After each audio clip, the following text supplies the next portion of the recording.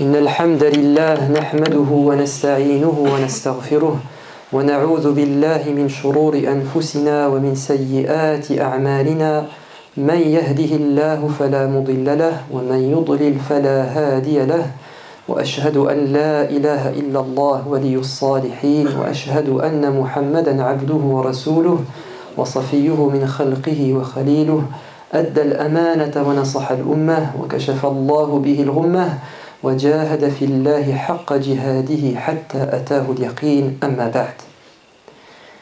Je me mets à la place de ces victimes, de ces familles dont l'un des proches a disparu dans ces attentats. C'est de toute évidence quelque chose d'horrible à vivre. C'est traumatisant. Et après avoir fini ma prière, après avoir remercié Dieu de m'avoir accordé la sécurité, et après lui avoir demandé de nous préserver, j'ai embrassé mon épouse sur sa joue alors qu'elle dormait. Et en fait, ce câlin, c'était une manière de remercier Dieu. De remercier Dieu d'avoir une famille, de passer une nuit tranquillement. Et puis je suis sorti pour venir ici à la mosquée. Oui, j'ai été profondément affecté par ce qui s'est passé et je pense que c'est le cas de chacun d'entre vous. Que faire? Comment réagir?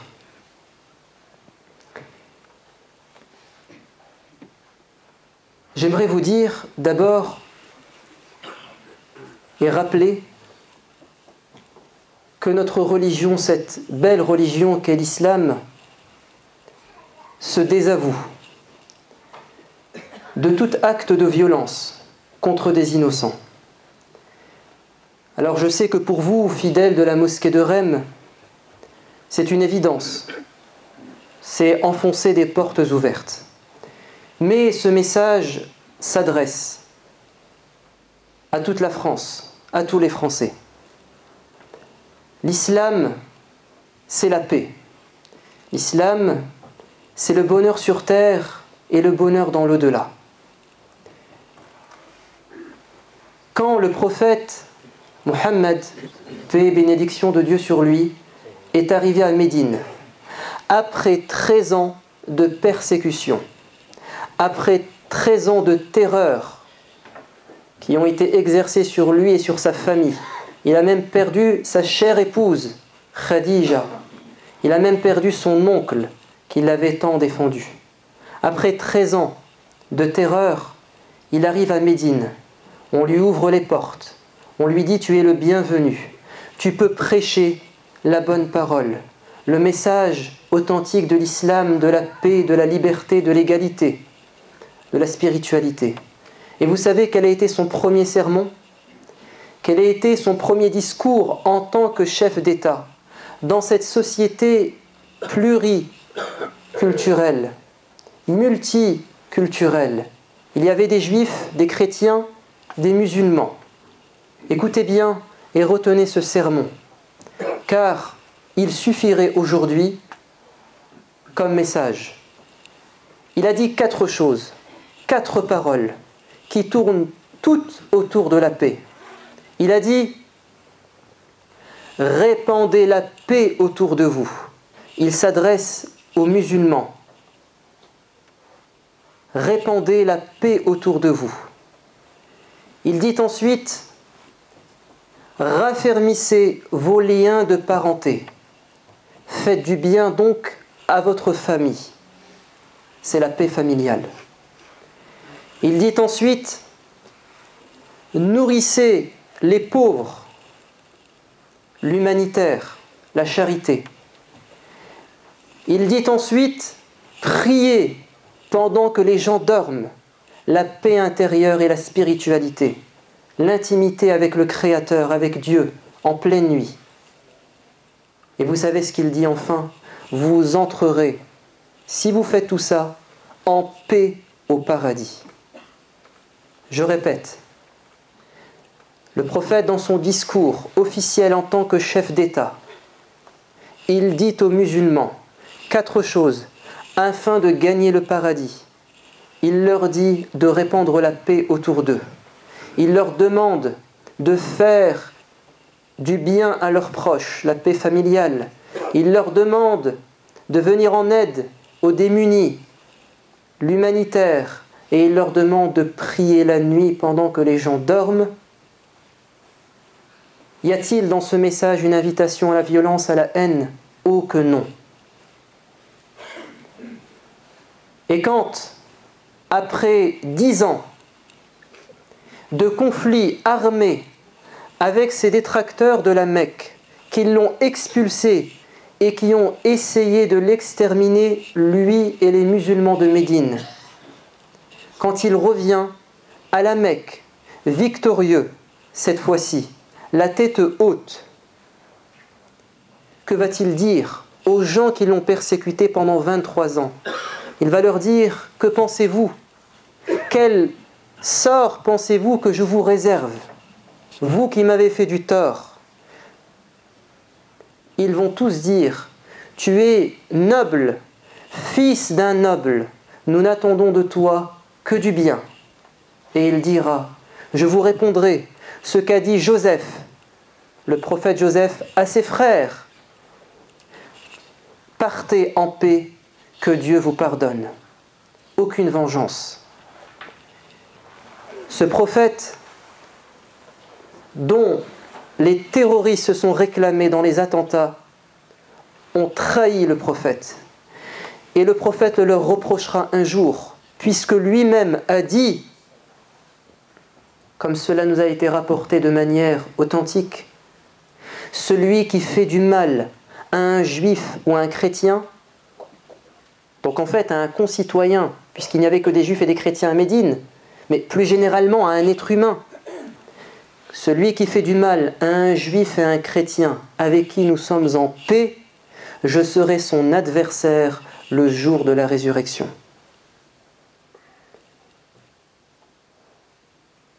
Et qu'est-ce que nous dit Dieu dans le Coran? Il dit: je vous ai créé à partir d'un couple originel unique, Adam et Ève. Et ensuite, je vous ai répartis sur terre en peuples et en tribus. Dans quel objectif? Dans l'objectif de vous connaître mutuellement.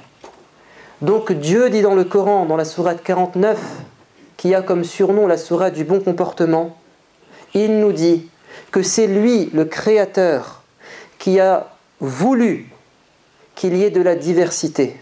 C'est lui qui a voulu que les gens soient différents.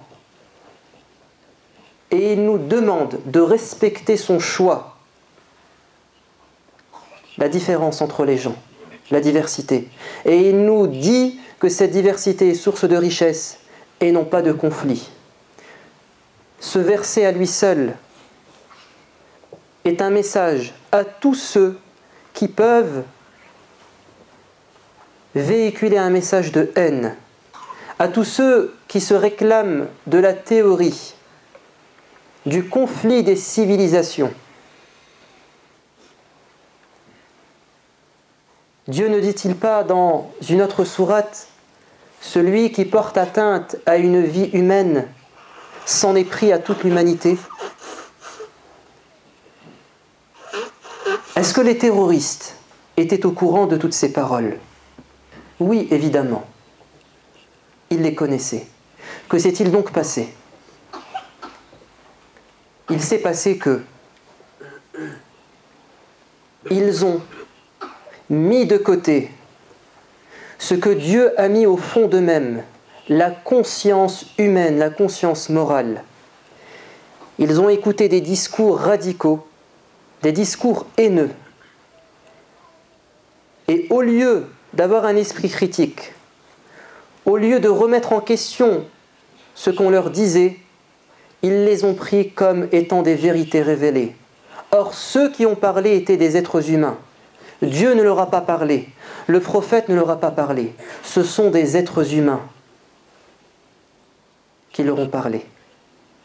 À chaque fois que l'on entendra un homme, je dis bien un homme, parler de Dieu ou du prophète, il faudra nous dire que cet homme peut se tromper, que cet homme peut nous manipuler. Et vous devrez, en tant que croyant, interroger votre conscience. Et ce que je vous dis là, je ne l'invente pas. Un homme a demandé au prophète bien-aimé: comment reconnaître le bien et le mal?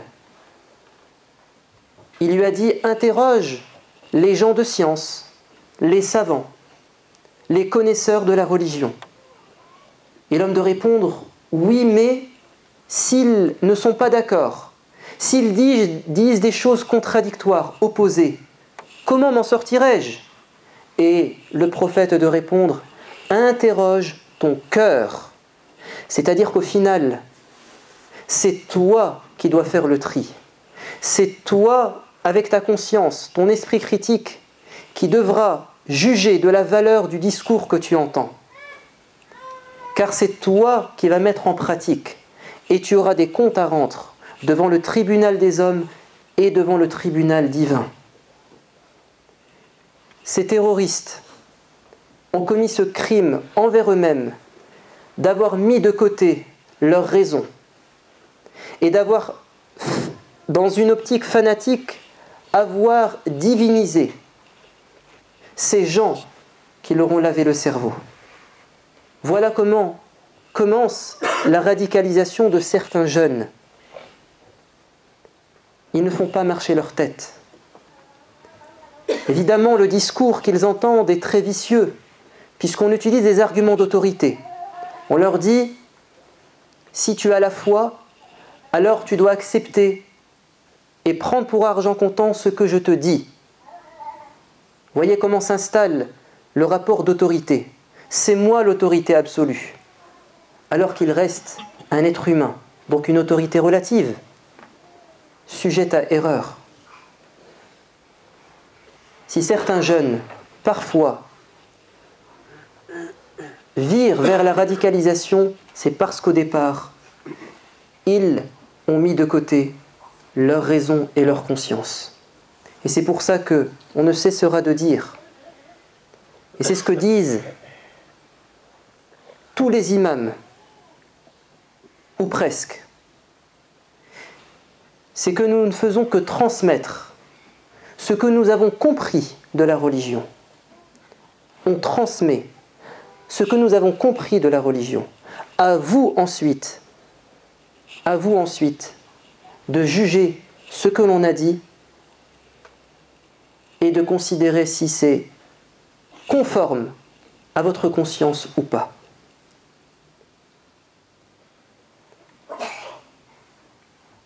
Je vais vous dire une parole qui a été dite au XIVe siècle par un savant éclairé. Cette parole, je l'ai dite plusieurs fois et je la répète pour l'occasion. Ibn al-Qayyim dit: cette religion, l'islam, est dans sa totalité, dans sa profondeur, une miséricorde. Elle est le bon sens par excellence. Elle est la réalisation de l'intérêt général. Tout avis religieux, dit-il, qui s'opposera à la miséricorde, au bon sens, à l'intérêt général, ne sera pas la religion de Dieu et du prophète, mais l'interprétation de la religion de Dieu et de son prophète. Autrement dit, si nous inculquons à nos enfants musulmans ces repères, ces finalités, ta religion, c'est de réaliser la miséricorde dans la société. C'est de réaliser l'intérêt de tous. C'est une religion de bon sens qui ne peut pas s'opposer aux évidences de la raison. Si nous inculquons ça à nos enfants, nous les avons protégés, nous les avons vaccinés contre toute dérive, qu'elle soit religieuse ou autre. Mais le problème, et c'est un fléau social qui touche tout le monde, nous avons affaire à une génération de jeunes qui, malheureusement, n'ont plus de référence, ne respectent plus les autorités légitimes, comme celles de leurs parents, comme celles de leurs professeurs, comme celles de leurs grands frères, de leurs grandes sœurs, comme celles du policier, de la justice, de l'État, de la loi. On a affaire à une génération qui est en rébellion. Et c'est la génération du XXIe siècle. Ce sont les enfants de notre société matérialiste. Ce sont les enfants de notre société qui ne met plus de limites morales. Alors nous en payons les frais. Tous, musulmans ou pas.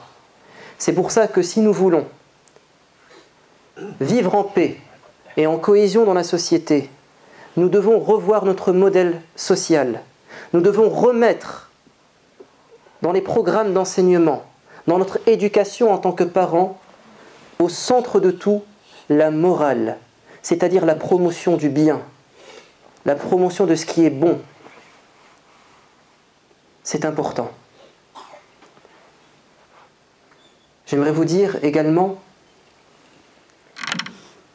et transmettre l'inquiétude de la communauté musulmane après ce qui s'est passé. Nous sommes inquiets. Nous sommes inquiets des amalgames. Nous craignons la suspicion. Nous avons peur que nos camarades de classe, nos collègues de travail, nos supérieurs, nos voisins, nous avons peur qu'ils fassent une confusion. Nous avons peur d'être les nouveaux boucs émissaires dans la société. C'est une crainte. Et j'aimerais que ce message soit entendu. Parce que c'est une crainte palpable au quotidien. Comment faire pour éviter que les gens tombent dans l'amalgame, concrètement, au quotidien?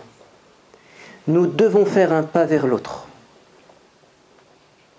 Ça ne sert à rien d'utiliser des grands mots, des grandes théories. C'est quelque chose d'évident, quelque chose à la portée de tous.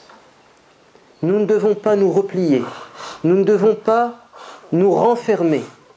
C'est vrai que dans un climat de peur et de panique, on a tendance à se communautariser, à se marginaliser. C'est exactement ce que veulent les auteurs des attentats. C'est exactement ce que veut Daesh. C'est que dans nos sociétés, il y ait le chaos. C'est que nous, les musulmans, bien intégrés dans cette société, nous nous sentions mal. Parce qu'ils ont une vision apocalyptique du monde. Ils veulent, dans leur vision des choses, précipiter la fin du monde. Ils veulent la fin des temps. C'est-à-dire, ils veulent que tout le monde les déteste et s'en prenne à eux. C'est leur objectif.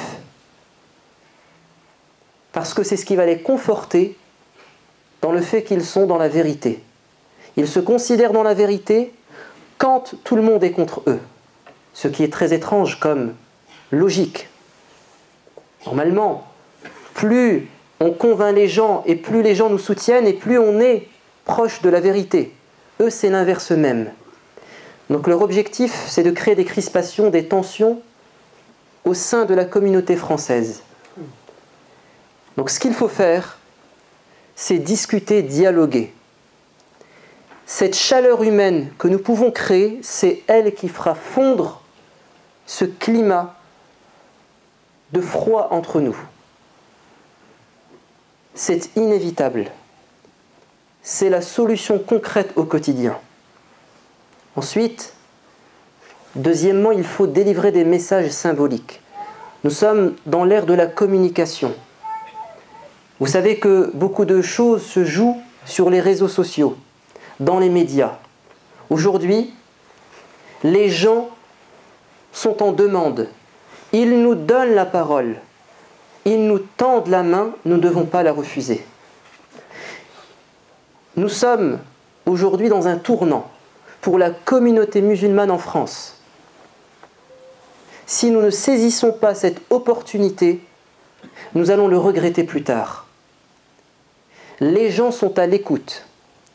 Enfin, les gens vont dire tout haut ce qu'ils pensaient tout bas. Toutes leurs inquiétudes vont s'exprimer. Nous devons être à l'écoute et nous devons apporter des réponses intelligibles. Si nous nous taisons, si nous fermons la porte, si nous fermons notre cœur, nous avons perdu. Nous savons tous très bien que nous, jeunesse, nous sommes l'avenir de demain. Qu'est-ce que nous voulons? Qu'est-ce que nous voulons pour nous-mêmes et nos enfants? Qu'est-ce qu'espère tout Français? Et qu'est-ce qu'espère tout musulman vivant en France? La paix, la sécurité.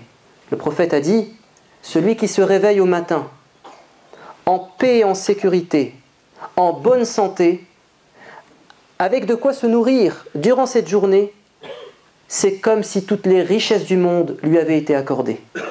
Voilà la définition du bonheur pour un musulman. Je veux me réveiller au matin en paix avec les gens, avec de quoi vivre et manger, et en bonne santé. Si nous voulons véritablement ça, nous devons nous impliquer positivement dans la société. Nous devons aller au contact des gens. C'est la solution, à mon avis, véritable, pour un vivre ensemble authentique. Et je ne suis pas pessimiste. Au contraire, je suis dans l'espoir. Vous savez pourquoi? Parce que les gens prennent conscience de plus en plus qu'il y a des gens qui essaient de nous manipuler dans la société, qui essaient de monter les communautés les unes contre les autres, qu'ils soient des islamistes, terroristes, ou qu'ils soient des islamophobes. Ces deux extrêmes se retrouvent dans le fait qu'ils ne veulent pas que les gens vivent en bons termes. Les gens s'en rendent compte de plus en plus. Simplement, c'est une réaction à chaud que de se renfermer. C'est passager. Il faut aller vers les gens. Il faut délivrer des messages symboliques. Par exemple, je vous donne un exemple, celui d'aujourd'hui. Nous avons ouvert notre mosquée, la mosquée de Rem, à tous les habitants. Et nous avons nos citoyens, nos concitoyens non musulmans qui sont présents aujourd'hui. Nous avons également ouvert notre mosquée pour une intervention ce dimanche soir à partir de 18h30 pour traiter de la question de la radicalisation. Comment la comprendre? Je serai là pour expliquer comment les extrémistes manipulent les textes.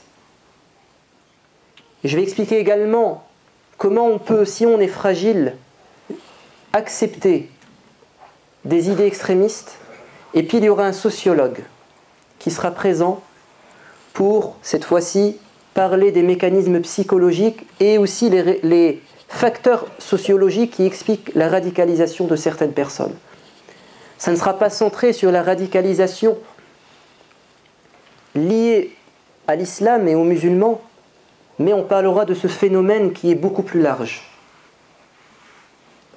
Et puis tout à l'heure, après le sermon, pour délivrer un message symbolique, nous allons lâcher 129 ballons dans la cour, dans le parking, en hommage aux 129 victimes de ces attentats. Et nous prierons pour que notre pays bien-aimé vive en paix. Et nous demanderons à Dieu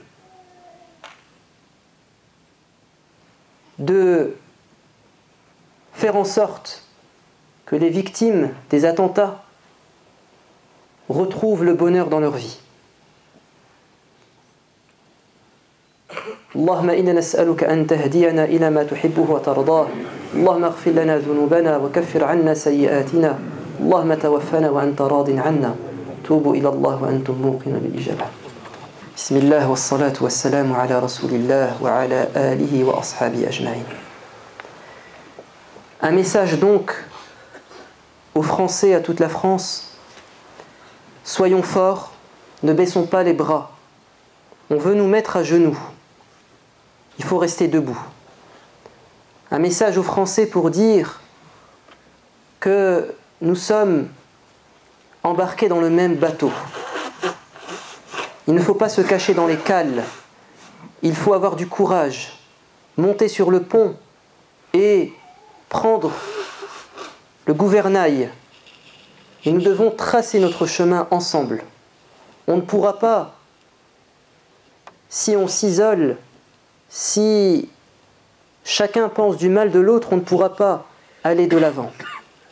Un message aux Français pour dire que les musulmans sont autant concernés par ce qui se passe qu'eux-mêmes. Que les musulmans en France vivent la même chose. Ils ont les mêmes inquiétudes. Ils ont les mêmes espoirs, les mêmes ambitions. Nous sommes touchés tous de plein fouet par ce qui se passe. Un message à nos responsables politiques et aux médias. S'il vous plaît, soyez à la hauteur des défis et des enjeux de la société de demain. Sachons construire ensemble notre avenir. Rappelez aux gens qu'il ne faut pas tomber dans les amalgames. Rappelez aux gens que nous sommes tous unis. Un message aux jeunes, à notre jeunesse. Ne perdez pas votre temps sur Internet. Ne perdez pas votre temps sur les réseaux sociaux, dans des débats inutiles, dans des polémiques. Étudiez, travaillez, parce qu'on compte sur vous pour construire l'avenir de demain. Soyez une génération éclairée. Prenez conscience de l'espoir que nous plaçons en vous. Faites attention à ce qui se dit sur les réseaux sociaux. Derrière l'anonymat et derrière des pseudonymes, on ne sait pas qui se cache.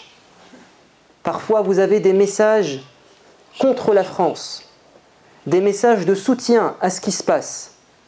On ne sait pas, peut-être que derrière, ce sont un réseau de Daesh, voilà, qui est là pour semer le chaos sur Internet. Ce ne sont pas des Français musulmans qui vivent ici parmi nous. Ils le font peut-être de l'étranger. Quand vous avez des messages de haine, cette fois-ci à l'encontre de la communauté musulmane, de l'islamophobie, on ne sait pas qui est derrière. C'est peut-être eux-mêmes, ce réseau de Daesh, qui essaie de nous exciter, qui essaie de nous provoquer nous-mêmes. Vivez non pas dans le virtuel, mais dans le réel. Les gens, dans le réel, ont besoin de chaleur humaine, de dialogue. Un message, enfin, aux musulmans, de manière générale, en France, il est grand temps de construire l'islam de France, plus que jamais. On remercie cette initiative du CFCM, nos instances représentatives, cette initiative de présenter aux différents imams dans les mosquées de France un sermon où il nous est demandé de rappeler ce qu'est l'islam. C'est une très bonne initiative. À chaque fois que vous entendrez des initiatives prises par des musulmans ou par des non-musulmans qui ira dans le sens du vivre ensemble, il faudra répondre positivement. Et puis enfin, nous prions Dieu de tout cœur afin qu'il nous protège, tous. Nous prions Dieu de tout cœur pour que notre avenir soit la paix et la prospérité. Nous prions Dieu de tout cœur pour qu'il nous aide à nous améliorer.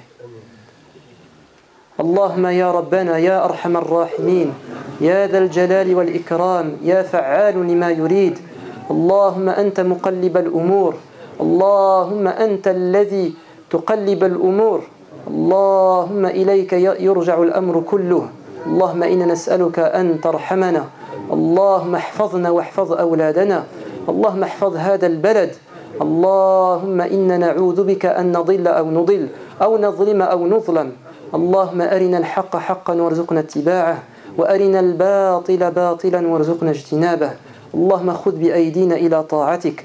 اللهم خذ بأيدينا إلى طاعتك. اللهم توفنا وأنت راض عنا. اللهم ارحم موتانا. اللهم ارحم موتى المسلمين. اللهم إنا نعوذ بك